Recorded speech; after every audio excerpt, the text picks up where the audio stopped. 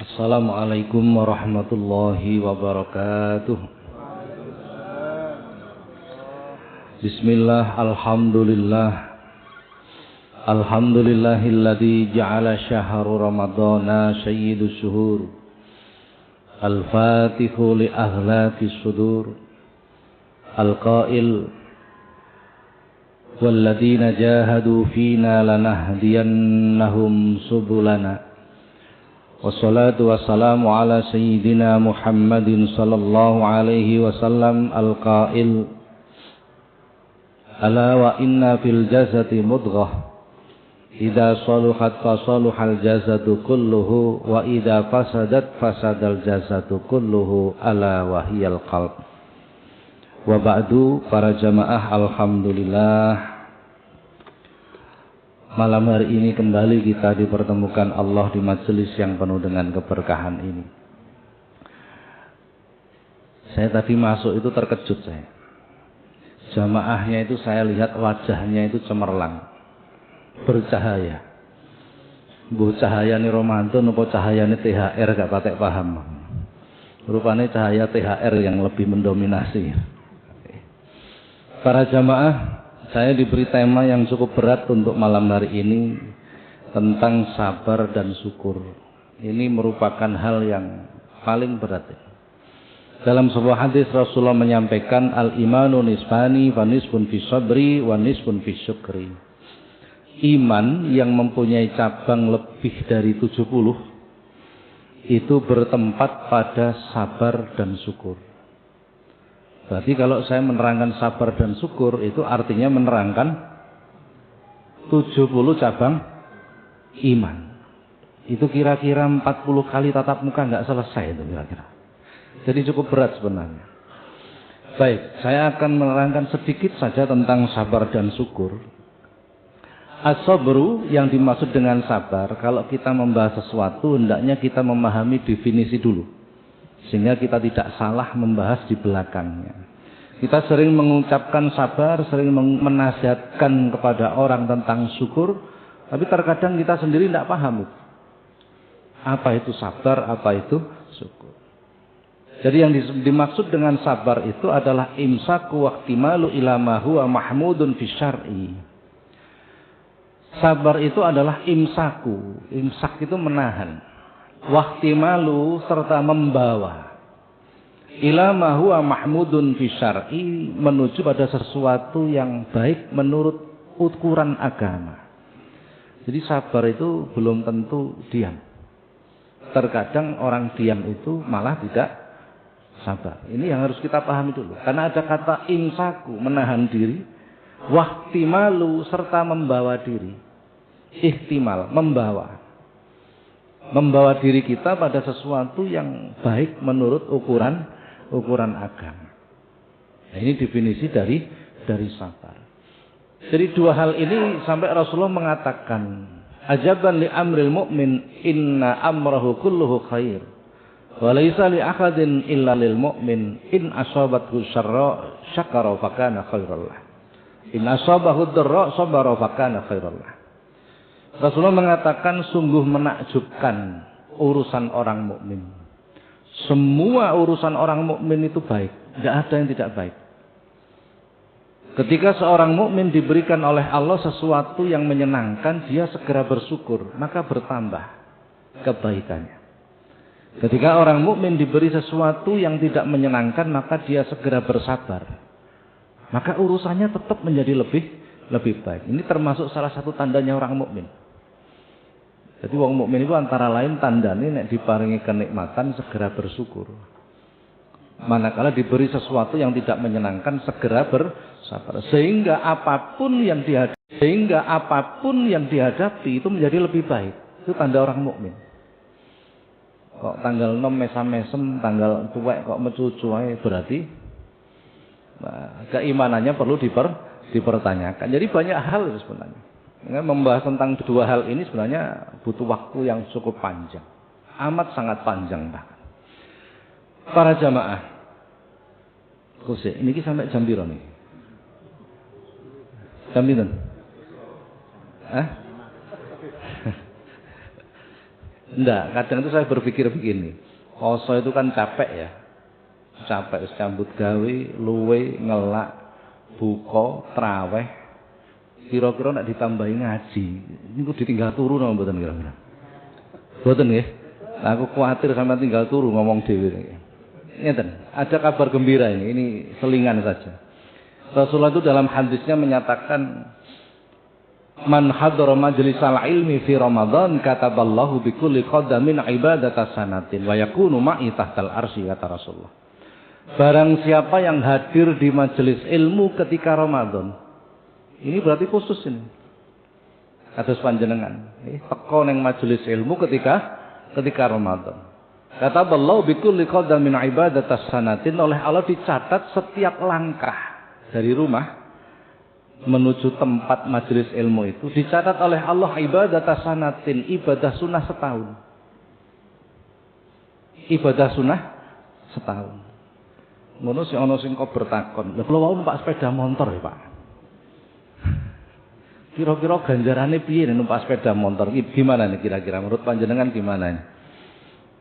Enggak ada hadisnya itu. Budal di majelis ilmu numpak sepeda motor enggak ada. Nah, tidak ada, zaman Rasulullah tidak ada. Berarti bid'ah itu ya. Mosok ngono kira-kira.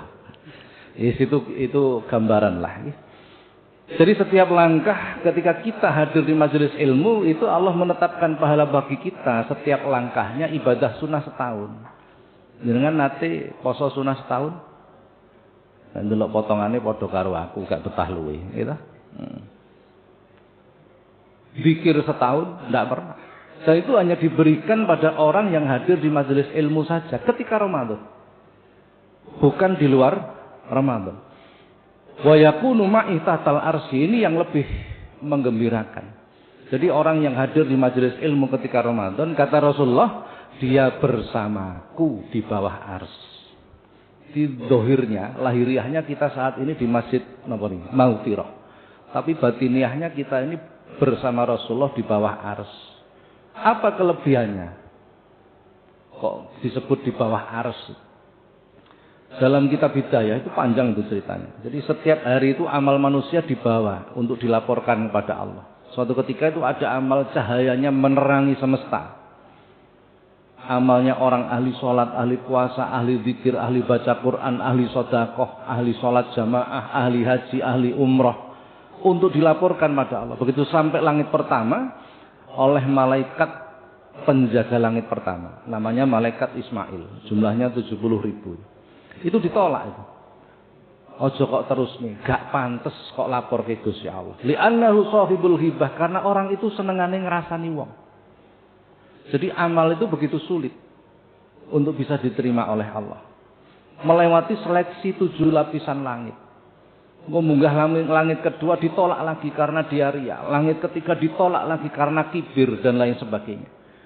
Lho kok ana wong teko ning majelis ilmu ketika Ramadan, kita sudah melewati seleksi 7 lapisan langit ini. Artinya apa? Rahmat Allah sudah sangat dekat.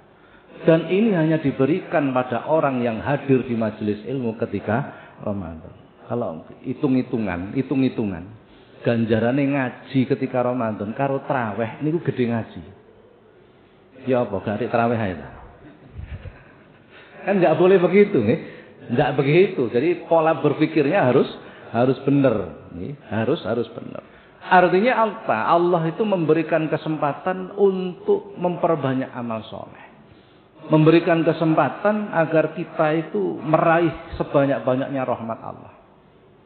Nih, untung redaksi hadisnya man hadara majlisal ilmi, barang siapa yang hadir di majelis ilmu. Bukan man tafaqqaha ilmi fi Ramadan, bukan barang siapa yang faham ilmu ketika Ramadan. Tidak begitu redaksinya.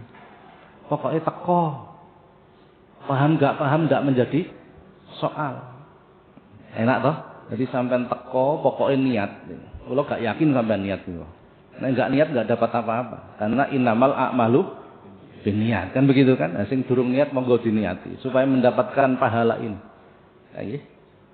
Teko lungguh senden angop ping 78 wis mendapat pahala ini.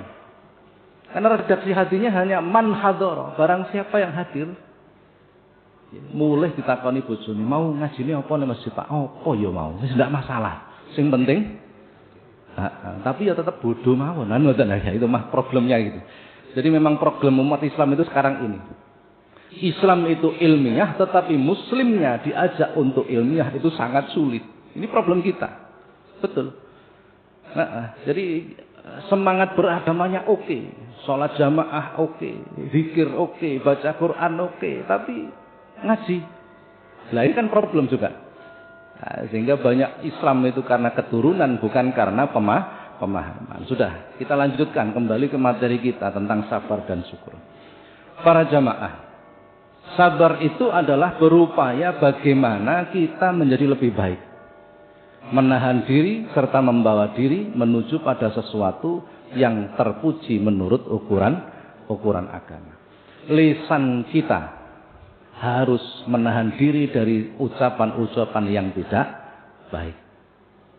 Hati dan pikiran kita harus menahan diri dari sesuatu yang tidak baik.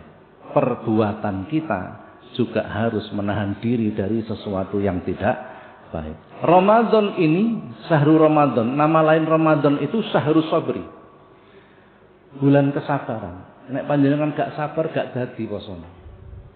Didelok jam, kok sik jam 2, maghrib sik suwi men, didelok meneh, ditinggal aktivitas, ditinggal turu, kok sik jam 3. Nek gak sabar, jamnya diputer.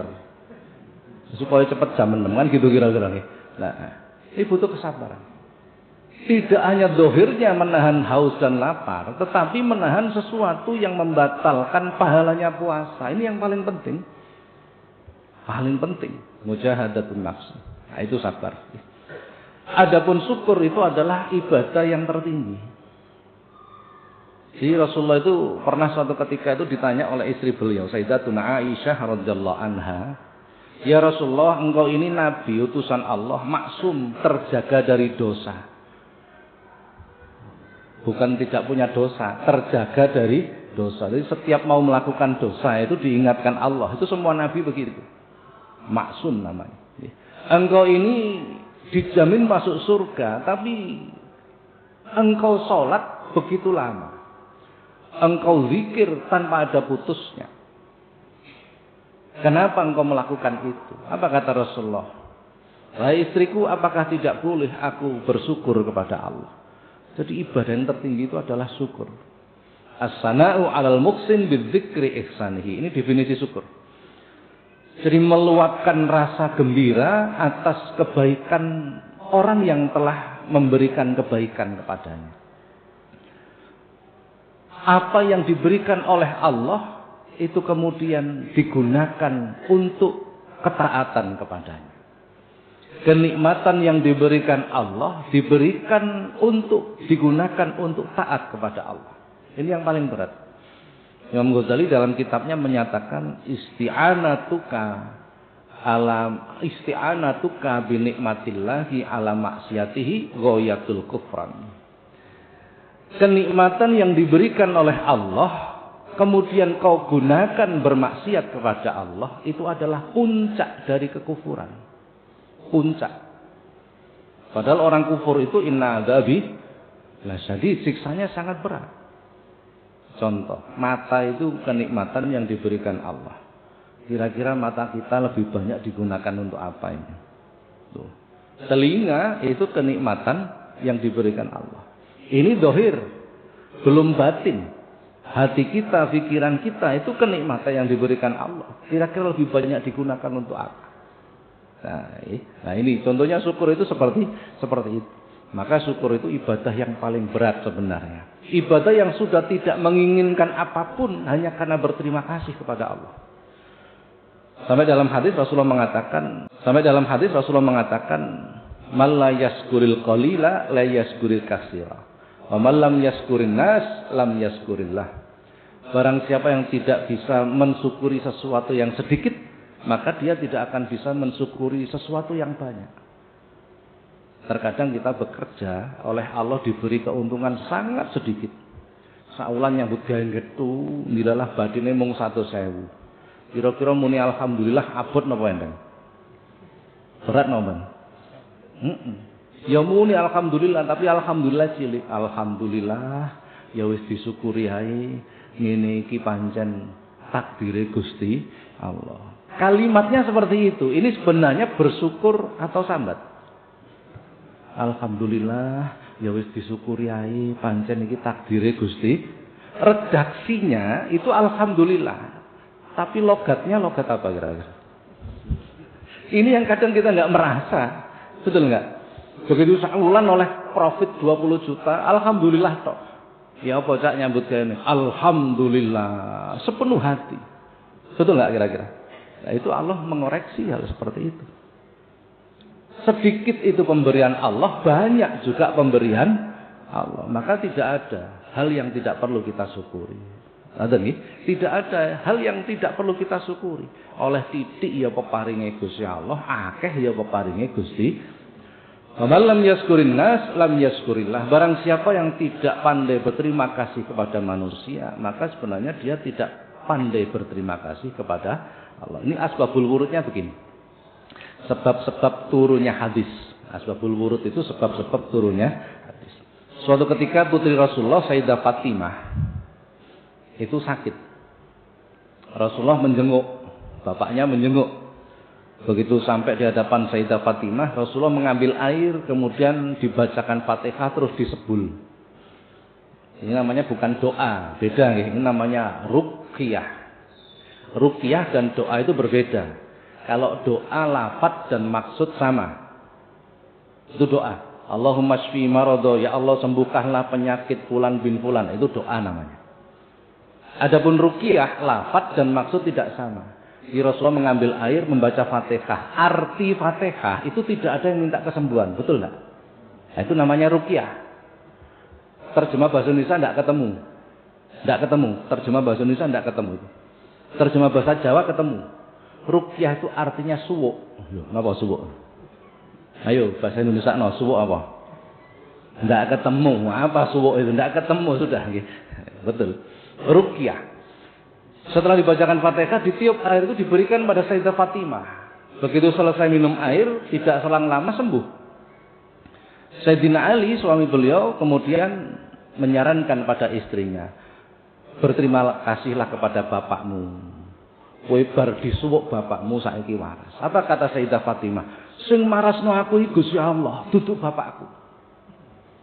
Maka Rasulullah mengeluarkan hadis, "Man lam yaskurin nas lam yaskurillah." Barang siapa yang tidak pandai bersyukur kepada manusia, maka sebenarnya dia tidak akan pernah bisa berterima kasih kepada Allah. Maka Sayyidah Fatimah kemudian berterima kasih pada ayahnya. Walaupun hakikatnya yang menyembuhkan Allah, tetapi lewatnya Rasulullah. Jenengan nyambut gawe sing ngekeki bayaran juragan. Hakikatnya tetap Allah. Maka dua-duanya kita harus berterima kasih. Harus itu. Duribat alaihimud dillat wa aina ma suqifu illa bihablim minallah wa hablim. Menungso niku teng pundi mawon kapan mawon dadi sapa wae itu akan menjadi makhluk yang hina selama tidak pandai menjalin hubungan baik dengan Allah dan kepada sesama makhluknya. Maka dua-duanya tidak boleh dipisah. Sudah, ini syukur, gambaran kecilnya tentang syukur karena luar biasa itu, panjang sekali. Bagaimana memperolehnya? Karena ini sifat, bukan perbuatan. Sifat, jadi sesuatu yang meresap ke dalam kalbu. Maka yang harus diperbaiki itu hati kita. Nah ini kesempatan ini didapatkan terutama di bulan Ramadan. Terutama. Karena saat kita mujahadatun nafsi, berperang melawan nafsu. Walladzina jahadu fina lanahdiyannahum subulana. Dan orang-orang yang bersungguh-sungguh ketika beragama, lanahdiyannahum subulana, menggunakan lam takkid di tasdid pisan. Dalam ilmu tata bahasa Arab artinya pas. Dalam ilmu tata bahasa Arab artinya pasti akan kami berikan hidayah. Manakala kita mendapatkan hidayah, saat itu kita akan bisa subuh, akan bisa sabar, akan bisa syukur, akan bisa ridho, qanaah, tahammul, tawadhu, ikhlas dan lain sebagainya. Karena mendapatkan hidayah. Maka cara untuk mampu bersyukur dan bersabar adalah bersungguh-sungguh ketika beragama. Salat ya sing temenan. Bersungguh-sungguh itu diawali dari ilmu pasti itu. Seandainya kita mau sholat, bagaimana sholat kita benar itu dulu. Syarat sahnya sholat harus benar, rukunnya sholat harus benar itu dulu. Setelah zahirnya baru batiniah sholat yang kita upayakan. Bagaimana kita khusyuk, bagaimana kita khudu dan lain sebagainya. Itu cara beragama. Walladzina jahadu fina, barang siapa dan orang-orang yang bersungguh-sungguh ketika beragama, salate temenan, posone tenanan, maca Qur'ane tenanan, ora mung diwaca tok. Tidak hanya sekedar dibaca. Tidak hanya benar baca. Tidak hanya seperti itu. Sedekah tenanan. Kapan kita beragama? Semua aktivitas kita itu beragama. Karena agama kita itu mengatur mulai bangun tidur sampai tidur lagi, bahkan tidur itu sendiri. Barang siapa yang bersungguh-sungguh ketika beragama, lanahdiyannahum subulana, maka pasti akan diberikan hidayah oleh. Ketika kita mendapat hidayah, saat itu sifat-sifat kebagusan akan meresap dalam hati kita. Kita akan bisa sabar, kita bisa akan syukur kepada Allah. Maka yang harus diperjuangkan adalah bersungguh-sungguh ketika beragama. Demikian para jamaah yang dapat kami sampaikan. Ngaji ini nek suwi-suwi hukumnya makruh. Engko sampean mulih ngrasani aku kan ganjarane entek monggo nggih. Jadi sedikit saja, mudah-mudahan ada manfaat dan mudah-mudahan Allah senantiasa membimbing kita, memberikan kemauan, keinginan dan kemampuan kepada kita untuk terus bersemangat melakukan ibadah khususnya di bulan Ramadan ini. Ihdinas siratal mustaqim. Assalamualaikum warahmatullahi wabarakatuh.